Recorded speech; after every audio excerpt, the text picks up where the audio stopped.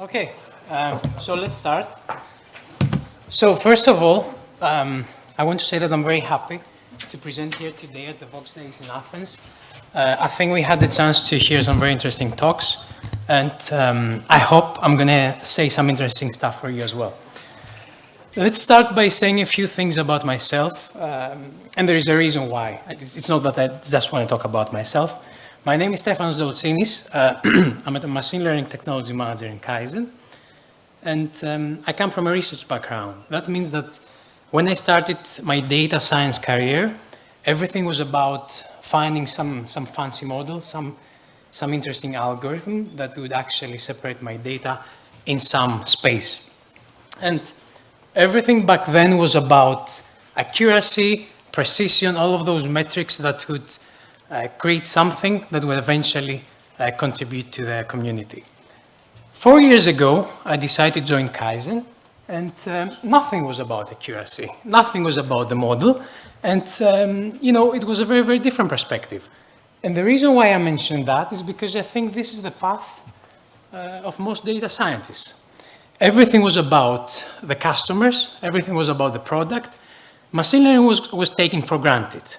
And everyone is expecting for you to know how to use machine learning, but everyone was expecting from you to also support their metrics.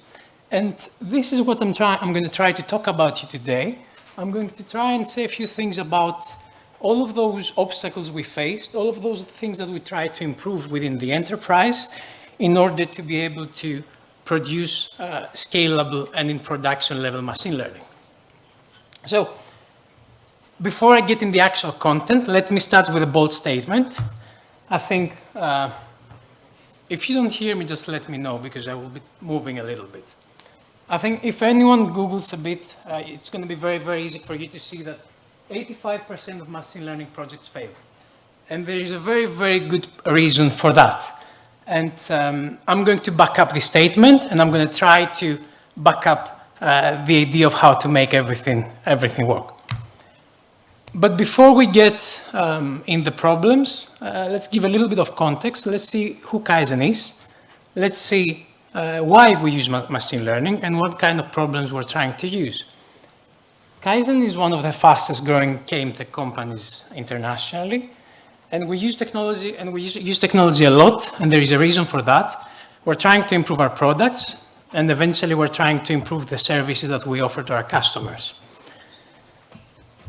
We have two products. This is Sportsbook, and this is Casino. I'm really sorry for that. And most of the people around here, around Greece and Cyprus, they're going to know us with the brand Stichiman. This is where everything started. Everything started with Stichiman, and everything started with a motto that says, let's be local. Let's offer something that's going to be unique in a local perspective, and we're not going to be like the rest of the competition. However, things changed a lot since then, and we have another brand. This is Betano. We operate in 10 countries, and tomorrow those 10 countries are going to be 12, and who knows how many they're going to be in 2 or 3 years from now. And this is the story. This is the challenge. How can we remain local while trying to become global? And what does this actually mean? That means that we're still trying to offer this personalized content. However, we need to do it in a large scale. At the same time, this international expansion is bringing growth.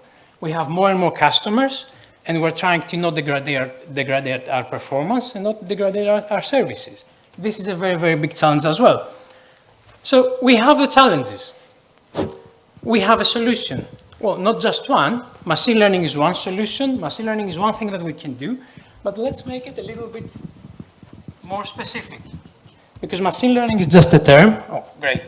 Machine learning is just a term, but what we're trying to do with machine learning is, as I said earlier, we're trying to offer personalized content, and we also try to automate a number of decisions that are made about our customer in his journey. And this is this is our challenge as a business, and this is a very, very pretty straightforward thing. The question is, how do we apply that? there is no machine learning without data. I think this is very clear. There were a lot of presentations on data as well.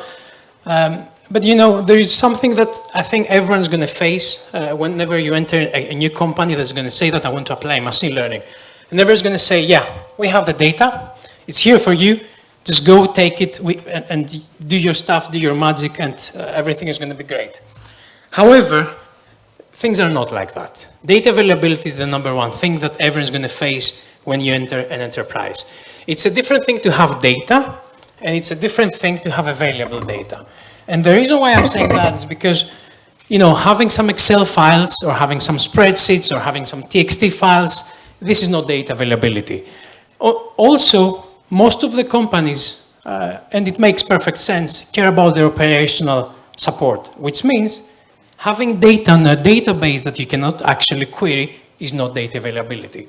And everything who's going to use machine learning at the production level needs to remember that. So next thing I'm going to talk about is what we call time traveling. In machine learning, everything is about the past. You use past in order to predict the future. And you can't do that if you haven't stored your data in a way that you will be able to get the state of the data whenever you want. So you need to be able to time travel in order to be able to support and create your data sets. So the last point, I'm going to give an example for that because I think this has created a lot of issues in our daily job. Let's assume that you have a stakeholder and the stakeholder says, okay, let's create a fraud detection model, the most common thing. You talk about it, you find your label, you get your data, you go to your labs, you train, and then you get accuracy and you hit like a 60%, which is not enough. And you say, well, let's do some more fancy stuff. Let's use some deeper models or anything. And then you go back and you see your accuracy and it's 60%. And you go back to your stakeholder and you say, well, there is an issue here. And this is the moment that everyone realizes that they have no label. And that makes sense because operational departments are not about labeling your data or annotating the data. Everything is about keeping your operation live. But this is a critical thing. You need to build this culture. You need to give this space to people that will be able to support all of those processes.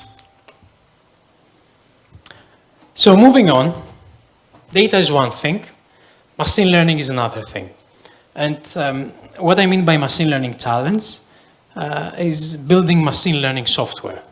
And they use the word software very, very intentionally because this is what we do. And any enterprise, any company, this is what they're going to expect. Every data scientist, when they talk about machine learning, they're going to think about models. But here we're talking about software. And in traditional software, you have all of the tools that you need. We saw the presentation earlier, which was great. It was about DevOps. But in machine learning, it's not like that.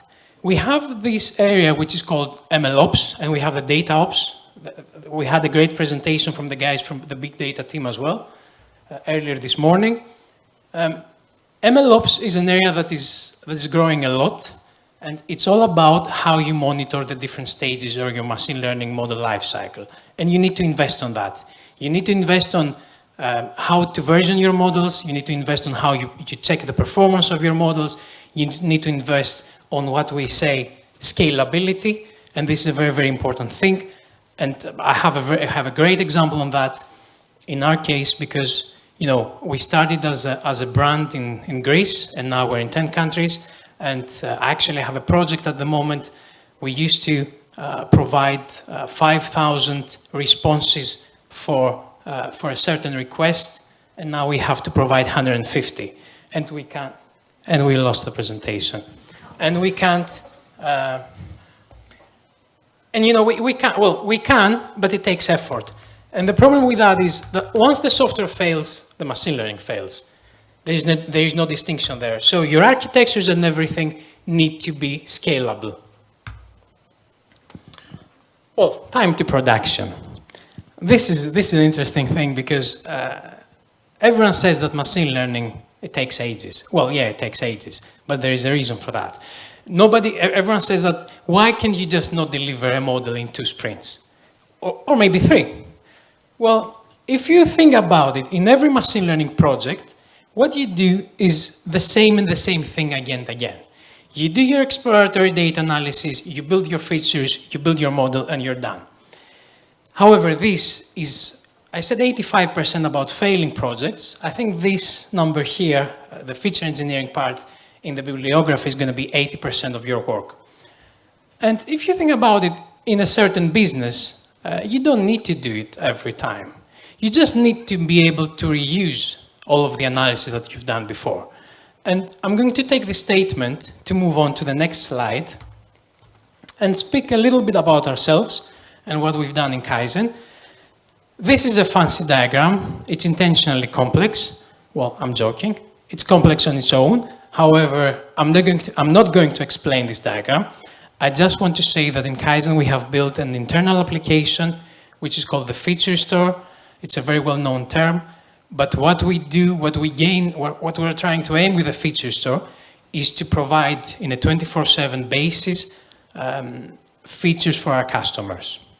That means that we solve the data availability problem. Anyone can go, any data science can go and pick up those features and do the development. And those features, as you can see from the architecture and all of those ML flow arrows, you can also build your prediction flows based in this infrastructure application. So you solve your data integrity, your data availability. However, you also solve your data integrity because this is a single point of truth, this is a single point of reference, and nobody's going to question if the X feature is working correctly. And if there's one key takeaway from this slide is that you need to invest on your infrastructure. You need to solve your data issues first, your infrastructure, and then everything is going to follow.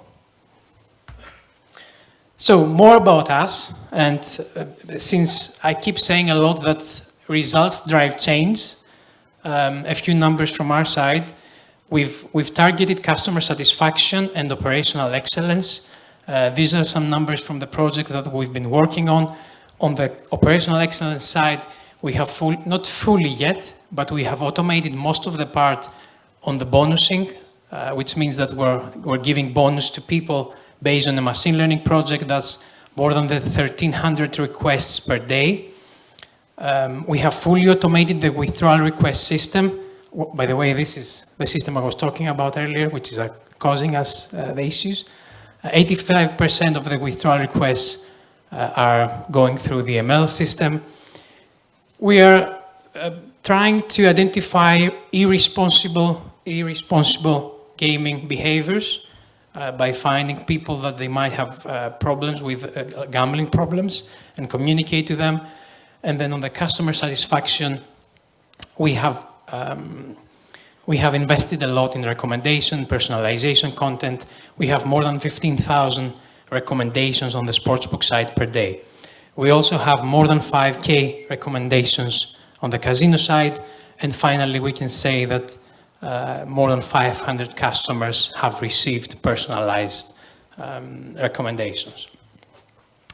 So this is more or less my presentation. However, I want to conclude by saying, if you would ask me, your data is gold. You need to invest in your infrastructure, and you need to provide data 24/7 to the people.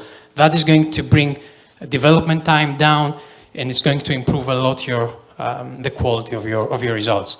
I want to finish this presentation by saying, yes, we are hiring.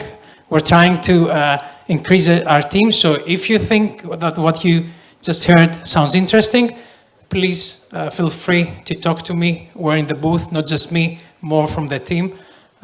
So thanks a lot. That was from me. I hope you're going to have a nice conference.